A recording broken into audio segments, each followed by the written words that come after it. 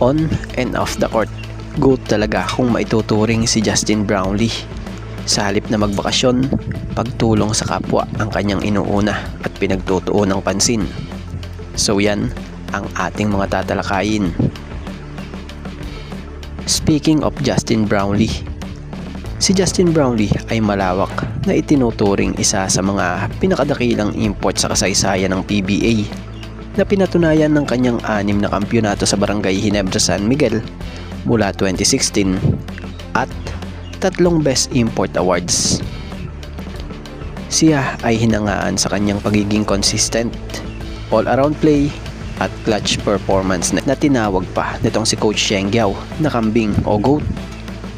So bakit nga ba siya tinaguri ang GOAT ng PBA or dito sa ating bansa? Ilan lang dyan ay ang paghahatid niya ng maraming titulo para sa Barangay Ginebra at kilala sa pag-deliver sa mga crucial na sandali. Bukod sa PBA, dinala rin niya ang kanyang husay sa naturalized role sa Gilas, Pilipinas na nakatulong nga sa pagkuha ng ginto sa SEA Games at pagkuha ng ginto sa 2023 Asian Games. So ilan pa lang yan.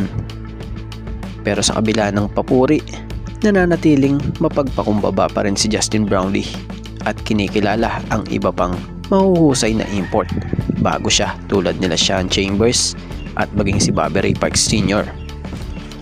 So bukod sa pagtulong niya sa loob ng court, tumutulong nga rin ito sa mga kababayan natin dito sa labas o sa community.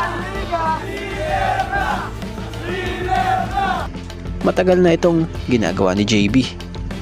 Pero nito lang, muli nga siyang namataan na namimigay o tumutulong sa mga tao na kung saan namimigay siya ng pagkain sa mga kababayan natin.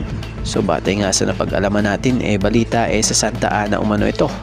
Bukod sa pamimigay ng pagkain, nagpasaya pa rin umano ito at nakipaglaro pa.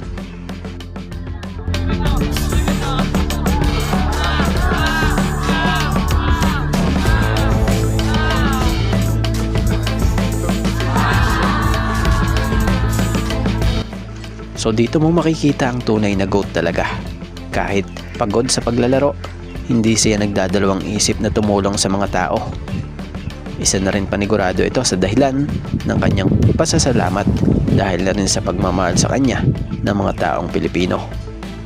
Ito yung player na imbes na magbakasyon sa mga kung saang lugar o mamahaling lugar at mag-chill habang pansamantalang bakasyon, mas pinili niya pa nga rito na makihalubilo sa isang barangay para makatulong at makipagbanding